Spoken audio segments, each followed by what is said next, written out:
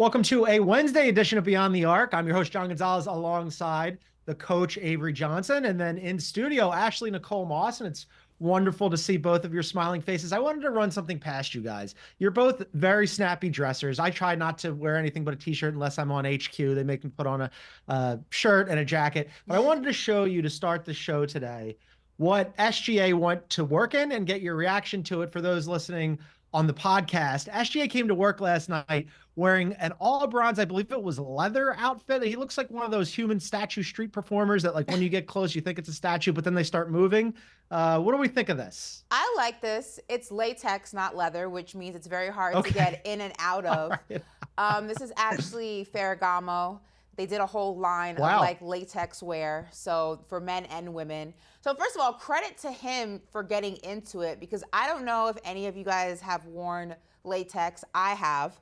And in order to get into it, the best way to do it and the easiest way to do it, because it's obviously it sticks to your skin, you have to basically cover your body in baby powder so that you can like slide into the latex, and it also prevents you from sweating in it, because if you sweat in it too much, trying to get that off your body is not an easy task. So shout out to him. He is latex down from head to toe. Avery, what do we think? You going to wear one of these? I love this outfit. Saturday was my 12th Kentucky Derby, and I'm running out of ideas about outfits. So I think next year I'm going to borrow that outfit from Shai Gilgeous-Alexander, shrink it down to my 5'11" frame from his 6'6" frame. So that's going to be my Kentucky Derby outfit. I'm walking on the red carpet with that outfit next year. Don't forget the baby powder, Avery. You need the baby powder. Do not forget, okay? We're off to a weird and wonderful start. I love this for you, though. I can't wait to see that next year. Later in the show, we're going to talk about the Celtics stomping the Cavs. Jamal Murray got a hefty fine. Rudy Gobert won the Defensive Player of the Year award. And we're going to preview tonight's Game 2 clash between the Pacers and the Knicks. And Reggie Miller is going to be in the building. That's going to be a fun one. But first, we're going to start with the Thunder and the Mavericks. Thunder stomped the Mavericks at home 117-95 to take a 1-0 series lead. OKC, gang, has won 10 in a row and 8 at home. It's the 5th straight Game 1 loss for the Mavericks, and Luka was pretty dispirited after that game. Take a listen to what he had to say. We've talked about your knee. You know, Oklahoma City is a good defense. When you look at your shooting night, you know, what went into that? Who cares? We lost, man. We just got to move on to the next one. Got to be better. We got to be better, and just, we're known for Game 1 struggling, but we got to focus. They're a great team, great defensive team, great offensive team, so it's not going to be easy at all. We got to play very good basketball and focus basketball for 48 minutes. Who cares? We lost, man. Pretty much sums it up, Avery. He's in a little bit of a shooting slump. He had 19 points last night on 19 shots. Hasn't been shooting the ball well from 3. But then you have the Oklahoma City Thunder, who have been jamming, and they've been really good defensively. What do we think about all the people who said, hey, the Thunder, this is not their time yet. They're too inexperienced and they're too young? Well, no, they've grown up really fast. They basically annihilated the New Orleans Pelicans in that round 1 and took Brandon Ingram completely out of that series, and they've carried their defensive prowess over to this series against the Mavericks. I didn't see the Mavericks coming up short like this in Game 1. I actually picked them to steal Game 1 on the road, going against what they did against the Clippers. But Luka's got to get going, specifically from 3, because when you lose Maxi Kleber out of their lineup, who's done for the year, that's another 3-point shooter that spread the floor. So that puts a lot of pressure on Luka. And if he's not going to make enough threes, they're going to pack in that defense on him. And also, when you look at the Mavericks, Tim Hardaway Jr., he needs to step up. Only 2 points off the bench. They need some more scoring from him. Obviously, I'm not worried about Kyrie Irving, but this is a tough Oklahoma City team. Lou Dort, man, and Luka gave him credit. One of the top 3 defenders in the NBA. So Mavericks got a lot of work to do to bounce back in Game 2.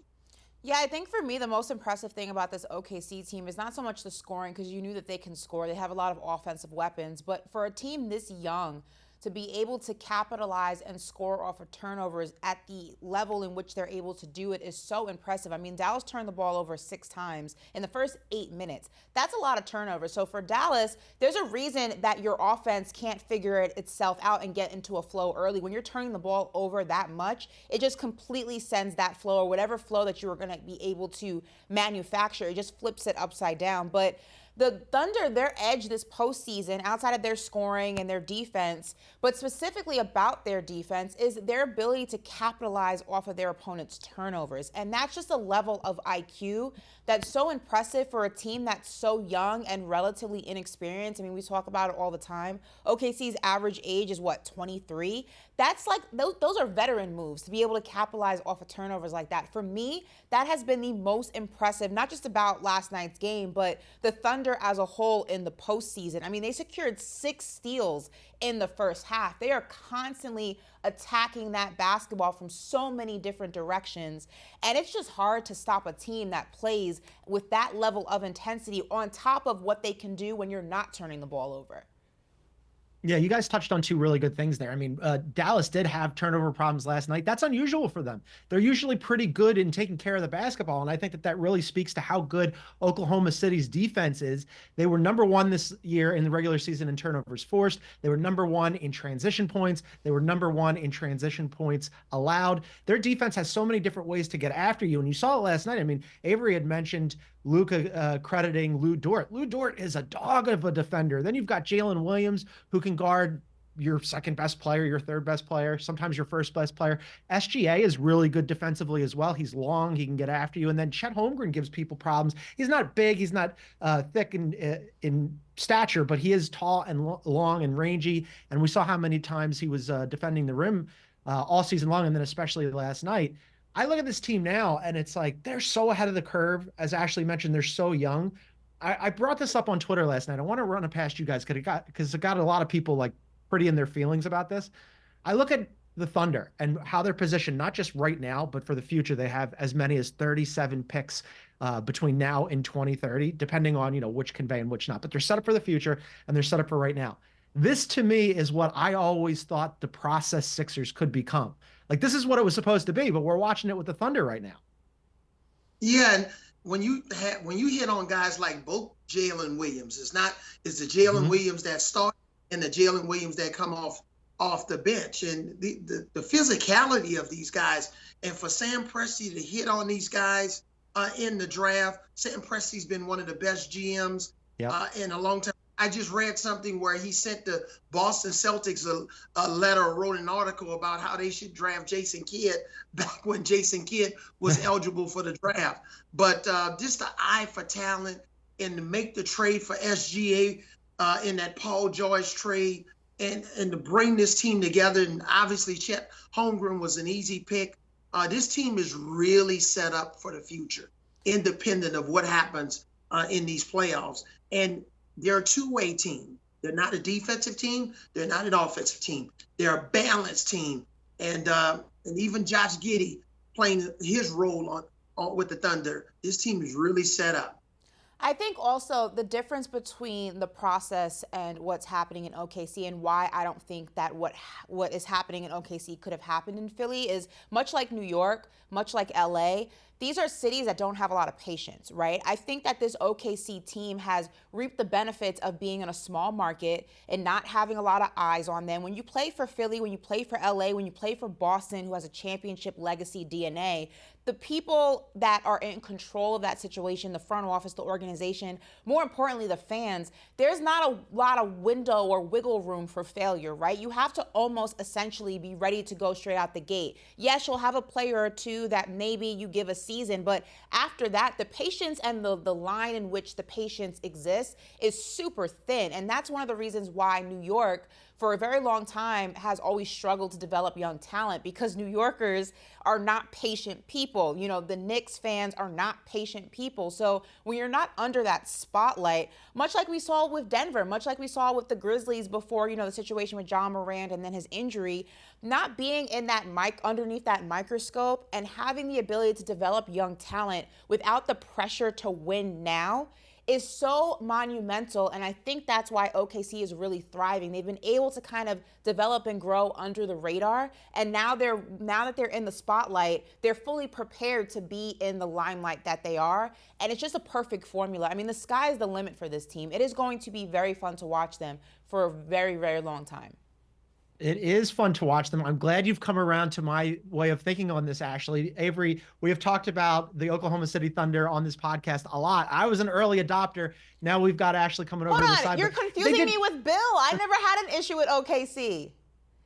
Yeah, you and Bill, I confuse the two of them all the time. I want to say, just in defense of the Sixers, they did my guy Sam Hinkie wrong, because you're right, Avery. Like, Presti has done an unbelievable job, and I just think I wish they had left Sam Hinkie alone to do what he was trying to accomplish before the league swooped in and forced not one but two Colangelos on the Philadelphia 76ers franchise. But that's just an aside. Let's talk about the Dallas Mavericks real quick, because, you know, I have been very bullish on the Dallas Mavericks post All-Star break. I thought that Jason Kidd, Avery, we talked about it. He made some really good adjustments, put Daniel Gafford in the lineup. Gafford, by the way, might have been their best player last night. I thought he was excellent, especially defensively. So what do they do moving forward so that they can avoid a repeat of game one? Obviously, Luka's got to shoot the ball better. He has not shot the ball well, basically all postseason. Well, I've said all along, in this series, if the Mavericks want to have a chance to win games, Luka and Kyrie, they got to average somewhere north of 65 points. If they don't combine for 65 points or more, the Mavericks are going to struggle because they don't have enough playmakers on their rosters to create their own shot. And because of the loss of three-point production by Maxi Kleber. So you got Daniel Gafford, who's not a three-point shooter. Lively's not a three-point shooter. When you go down this roster, and you see the lack of three-point shooting, it puts more pressure on Kyrie and Luka. Sure, P.J. Washington, he can knock down some shots. You need Tim Hardaway to come around. But this particular team, the way they're structured, similar to the way Philadelphia was with Tyrese Maxey and Joel Embiid, you didn't have a lot of other playmakers. It just puts an onus on Kyrie and Luka to really, I may even take it up to 70 points or more to beat this deep, young, energetic Oklahoma City Thunder team.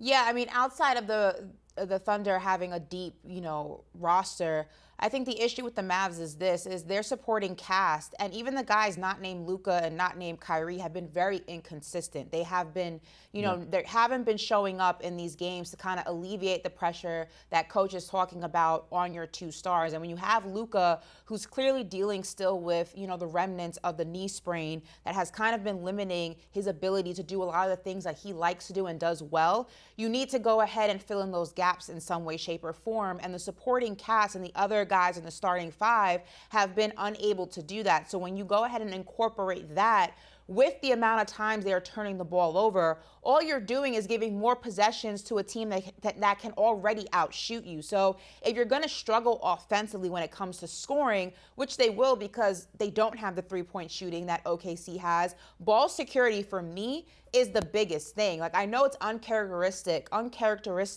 of the Mavs to turn the ball over that much, but you can't have games when you're turning the ball over like that in this series at all because you don't have the offensive firepower to combat turning the ball over that many times. That's another big thing for me.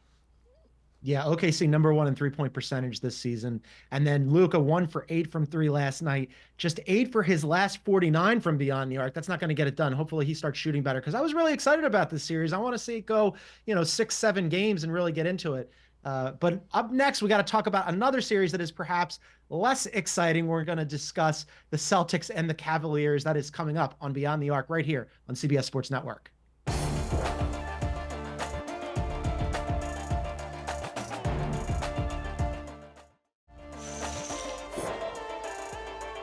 All right, welcome back to Beyond the Arc on a Wednesday. John, Ashley, and Avery here. If you're watching us on CBS Sports Network. Thank you for doing that. You can also find us, we're podcasts as well. You can find us wherever you get your favorite shows. Download and subscribe and leave us a review. All right, the Celtics and the Cavs also tipped off last night, that series. And shocker, Celtics steamrolled the Cavs 120-95. They're up 1-0 in that series. No Kristaps Porzingis. Didn't matter. Jaylen Brown went for 32. Derek White went for 25 with 7 triples. Derek White is on a heater right now. Last three, he went for 38, 25, and 25. And Ash, the threes, the Celtics number 1 in three-point attempts this season, number 1 in three-point makes this season, number 2 in three-point percentage behind only the aforementioned Oklahoma City Thunder. They took 46 threes last night. That's the sweet spot for them. Cavs are in danger here. Yeah, when previewing this series, people thought I was crazy when I said you don't need Jaylen Brown and Jayson Tatum to be phenomenal each and every night. Like, the Celtics are just that deep. And what I mean by that is exactly what happened last night. Porzingis is obviously not playing. Jayson Tatum did not have a great night. Jaylen Brown happened to have a good night that game, and also Derek White. But they have so much offensive firepower also when you get to the bench. They had one of the best benches in the NBA during the regular season. And it's hard for the Cavs to compete with that for a multitude of reasons. One, the Boston Celtics are a better defensive team. But 2, the Cavs are offensively challenged. They're lopsided, right? So you have Donovan Mitchell. He's giving you 30-plus points in almost every single game so far this postseason, right? But you have the rest of the Cavs who are struggling. Darius Garland, their 4th straight game without Allen. So you lose a lot of that size, a lot of those rebounds. And it's just hard to go ahead and compete against a team who doesn't need their 2 stars to be phenomenal night in and night out to beat you. I mean, they shot, 50% from the field almost, and almost 40% from 3. That's absolutely insane. And they got out to that start right away. And also, in direct contrast, when we're talking about the Mavs, the Boston Celtics took care of that ball. In the first quarter, they had 0 turnovers. They're not even making mistakes for you to capitalize off of.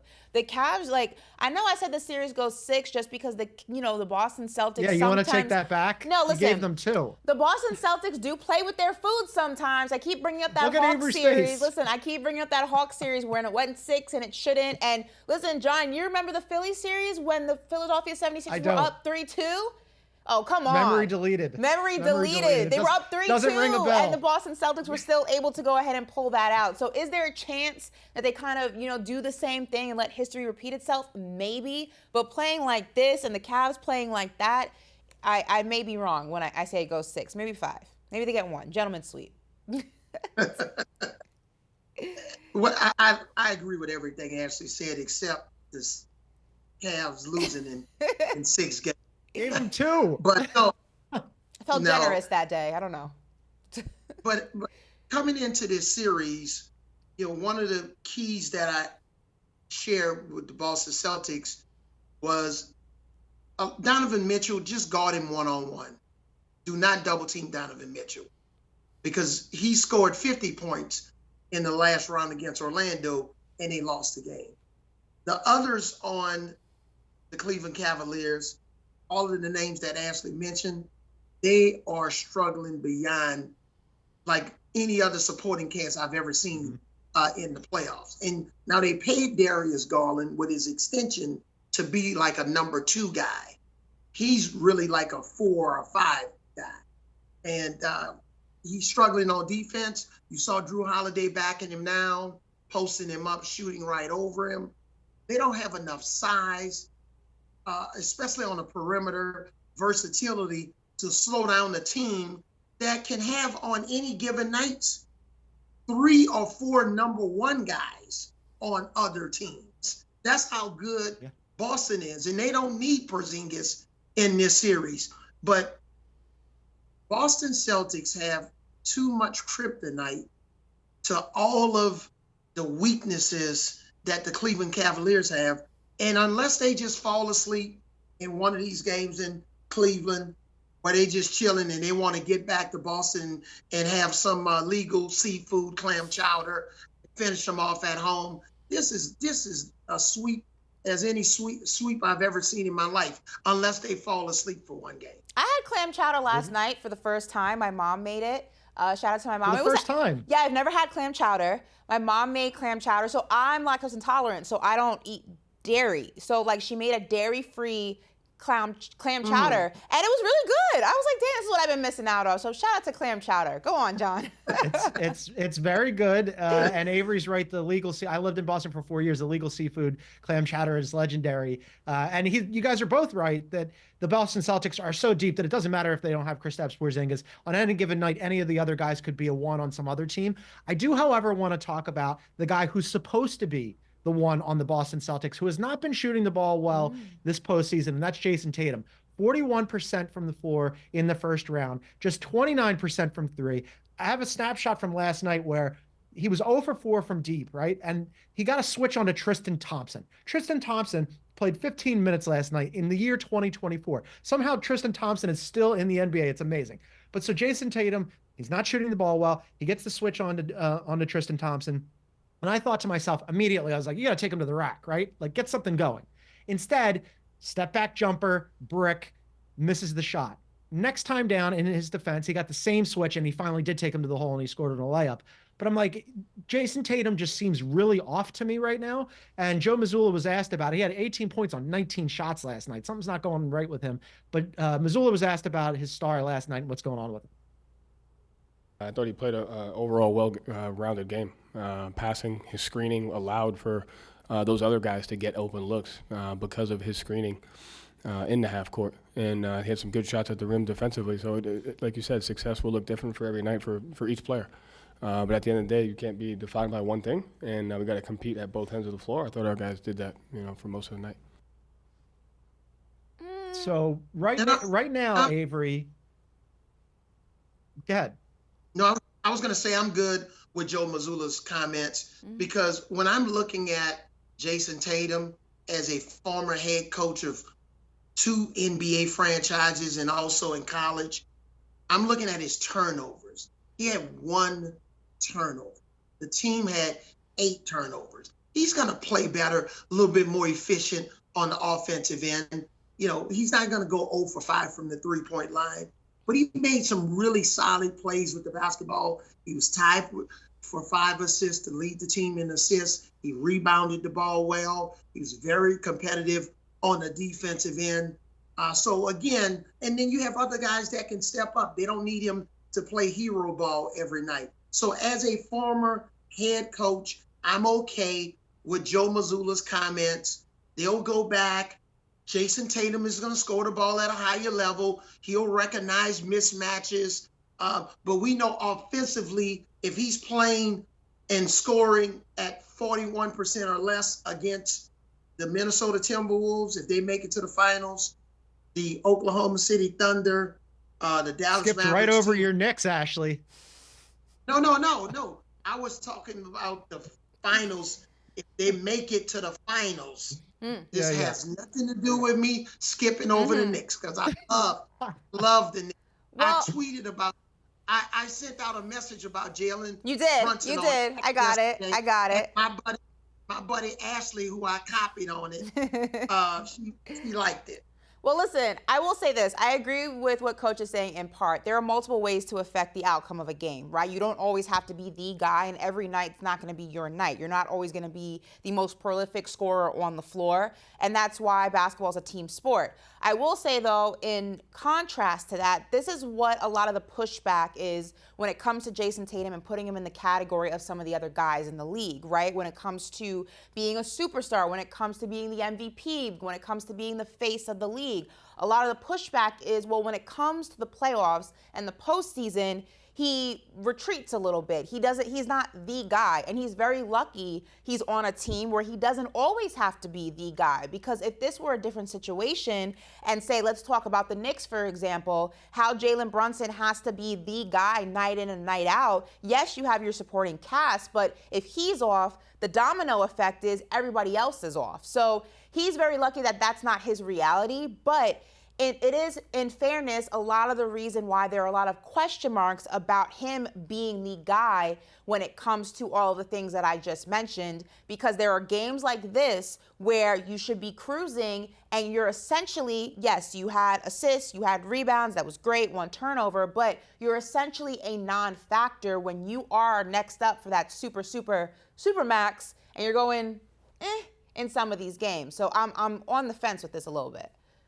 It's interesting because they have a luxury right now, right? I mean, he's on a team, as you guys noted, as everybody's seen this season, that they have so many redundancies that like they don't need him to be a massive scorer in this series. They're playing the Cavaliers. In the previous series, they played the Miami Heat without Jimmy Butler, right? So it's kind of like, all right, little soft launch here. Hopefully, as Avery said, he gets his shot going. And I know that we're nitpicking because the Celtics are so loaded, but I am a little with Ashley here. I wonder what happens, if his shot doesn't start falling next round. If they're playing the Knicks, it's a hard-fought series against, I'm already writing off the Pacers. I shouldn't be doing that, but whoever they play in the next round, it's a hard-fought series. Certainly, you would expect either of those two teams to give them more of a series than the Cleveland Cavaliers.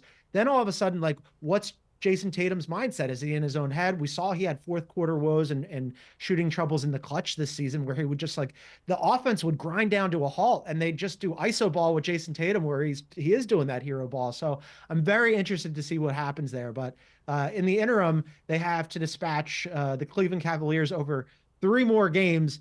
Any chance that Donovan Mitchell gets any help from anybody else? Because we mentioned Darius Garland. I thought Mobley was pretty good without Jared Allen, 17 and 13. But after that, I still can't believe that they're running Tristan Thompson out there. It's bananas to me. I mean, listen, Yeah, you got to bring Tristan out there. It's kind of a wrap. I'm just saying. Yeah. And the problem is, with a guy like Mobley, he's not going to spread the floor. So, you can play him basically from 16 feet and in. So Isaac Okoro, he's not really a scorer. Max Strus, he depends on Mitchell getting him wide open shots. We talked about Tristan Thompson. So I really don't see, I think the Celtics probably would have had a little bit of a tougher challenge with the young Orlando Magic team. I think it would have been a more fun series too. For sure. We'll see if Ashley's prediction can come true and the Cavs can climb back in with 2 of these games. That would be interesting. Why not, right? I mean, we all like basketball. We'd like some more of it, but I think it's a little unlikely. All right, we're going to take a quick timeout. And then when we return, we're going to discuss Jamal Murray getting a hefty fine for being a little worked up in game 1 against the Wolves. That's next, coming up on CBS Sports Network.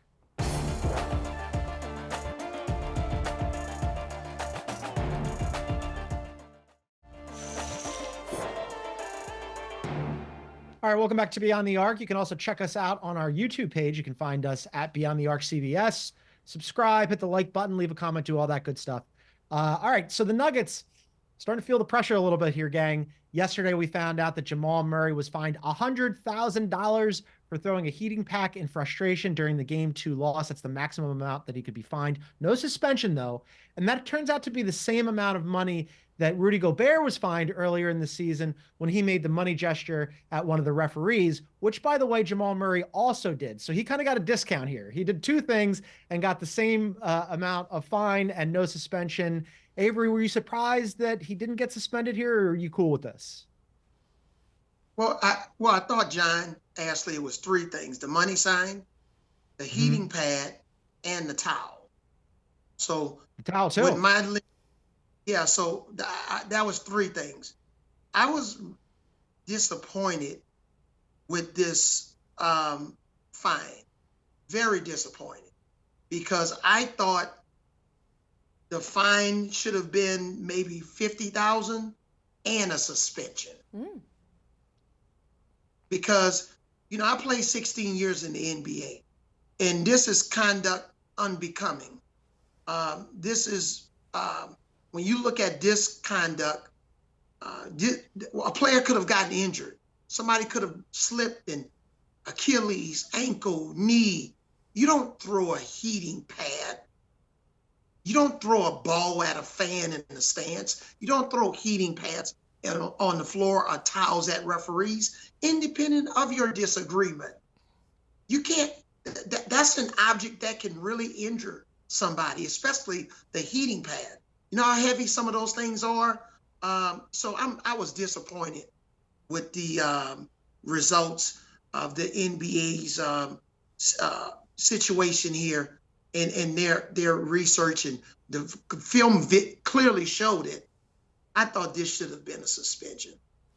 Yeah, I'm going to add some humor before I get to the serious part, because Jamal Murray had 8 points in that game in 35 minutes and was a minus 16 on the court. You should be sitting on the bench with a towel over your head so no one can see your face, because you were a non-factor in the game, which is probably why the Denver Nuggets just looked as bad as they did. They did not have any offensive firepower at all. So throwing things like a toddler throwing a tantrum should be the least of your concerns or on your to-do list, if you should. But going to the more serious part of that, it just speaks to how frustrated the Timberwolves have this Denver Nuggets team. Jamal Murray is a champion. He knows what it takes to win at the highest level. We saw it last season. And for you to be playing as bad as you are playing, and to instead figure out a way to rally the troops to go ahead and salvage a series where you probably should have won both your games at home. That's the whole reason you fight for home court advantage when it comes to this time of year.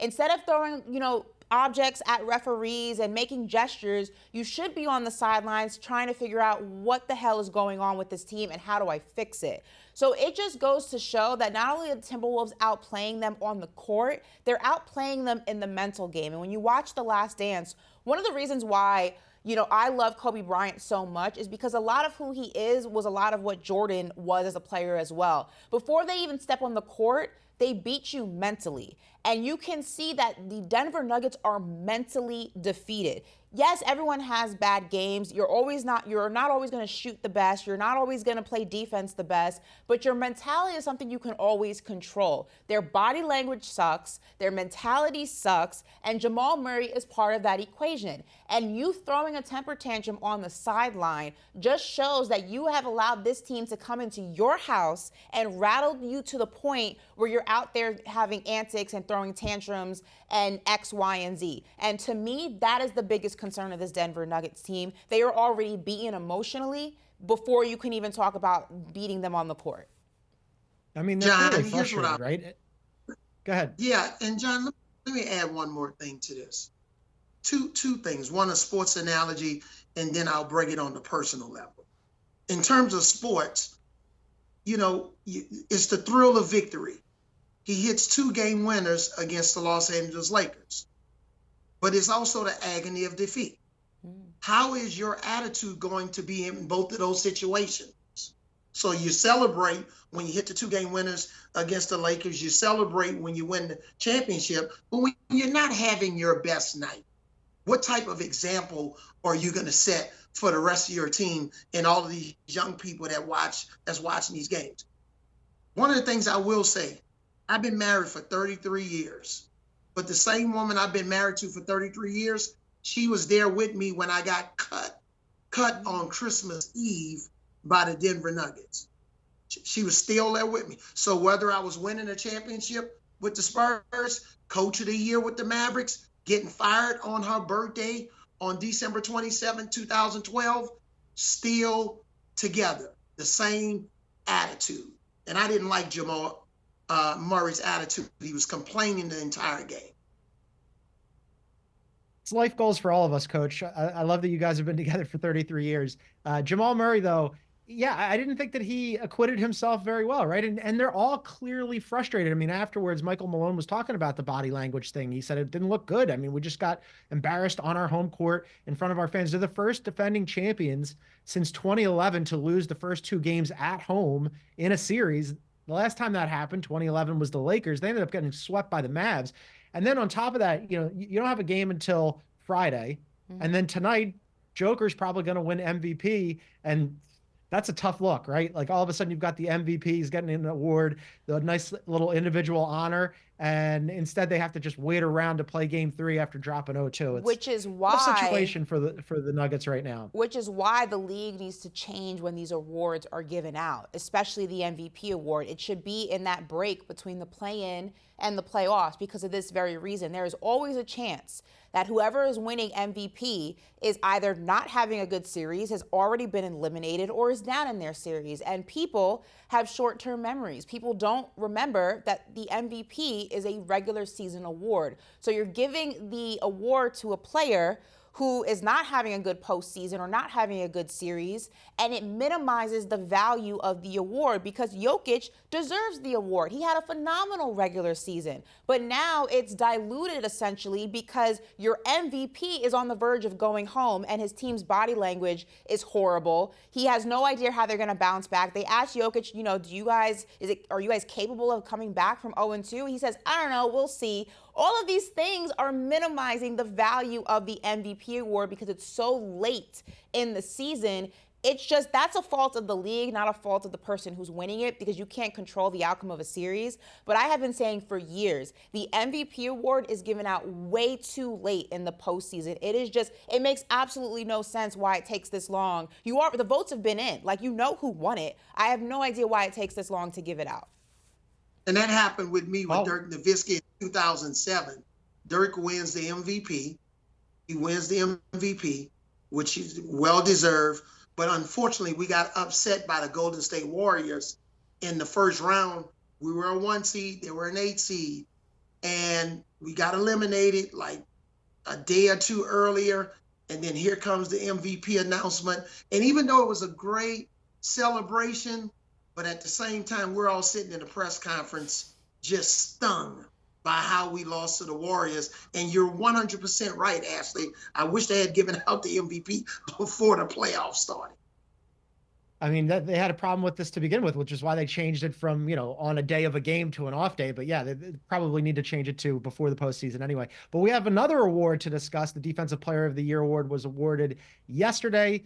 Goes to Rudy Gobert, not surprisingly, but we will discuss on the other side whether or not he's just holding it for somebody else moving forward. That's coming up on CBS Sports Network.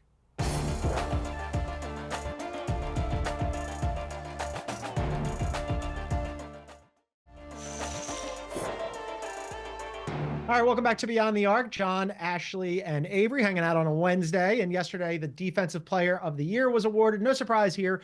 Rudy Gobert picks it up. He's just the third player to win 4 Defensive Player of the Year awards ever. He joins Dikembe Mutombo. I'll do a little finger wag on his behalf in honor. And Ben Wallace. He led the NBA in defensive efficiency. He held opponents to just 43% field goal shooting at the rim. The point person on the Wolves' best defense in the NBA. Avery, we'll start with you here. Gobert was really excellent this year, and yet he did not lead the league in blocks, which is kind of his calling card. Your guy, Victor Wembanyama, a rookie, led the league in blocks, and a lot of people think that after this year, it's going to be Wemby's award to lose for a long time coming. Yeah, and congratulations to Rudy Gobert. Outstanding to, win the Defensive Player of the Year award again. I think this will be Victor Wembanyama's award to lose for the rest of his career, especially at the rate that he's going now. He can guard all 5 positions, tremendous young player. But this also speaks to the Minnesota Timberwolves perimeter defense. They have guys that can really lock you up. And sure, Rudy could be that last line of defense. We saw what those guys did in that first round series, and now what they're doing to the Denver Nuggets and how they really slowed down the Phoenix Suns. But congratulations to Rudy. But when you talk about McDaniels, Anthony Edwards, you look at Naz Reid coming off the bench, even Karl Anthony Towns have been competitive. Mike Conley, man, this team is just an outstanding defensive team, but Rudy deserved the award this year. Yeah, I mean, listen, I don't have, many thoughts on this. I will say this, though. I know that people have their opinions about Rudy Gobert. If you listen to the anonymous player polls, which we've discussed, there are people who call him overrated and unlikable, and people have their feelings, whatever. But I will say this. You don't win Defensive Player of the Year 4 times by accident. Simple as that. You can have your feelings about him as a person. You can have your feelings about his offensive game, whatever the case may be. You can even have your feelings about him, about his defense to a degree. But you don't win this award 4 times with 2 two-peats. I mean, 1 two-peat by mistake. You just don't. So you have to give credit where credit is due. He will go down as one of the best defensive players to ever play this game, and the numbers are on his side in that argument. So that's that. Yeah, whatever people feel about him, there's no doubt that he's an elite rim protector. And Tim Connolly and Sachin Gupta, when they decided to trade everything that they traded to bring him over, I thought it was an awful trade. A lot of people thought it was an awful trade. We're seeing now why they did it, right? He just fits with that team. They play through their defense. It allows all the wing defenders that Avery rattled off to just go after there and go out there and get after the ball at the point of attack and like know that he's back there just getting their back at the rim. He's been really good. Although, as I mentioned, it's Wemby's for like the next decade. Yeah, but you remember when the Lakers beat the Nuggets in the bubble to win the championship in advance and win the championship, they had Dwight Howard. A lot of teams that's saying different things about Gobert, they actually would love if he was on their team. And the Los Angeles Lakers would be one. Yes, they absolutely would, but they don't have him, and the Wolves do. All right, so we're going to take a quick timeout, and then we've got to preview tonight's Game 2 clash between the Knicks and the Pacers with the Indiana Boogeyman coming to MSG tonight. That's coming up on Beyond the Arc right here on CBS Sports Network.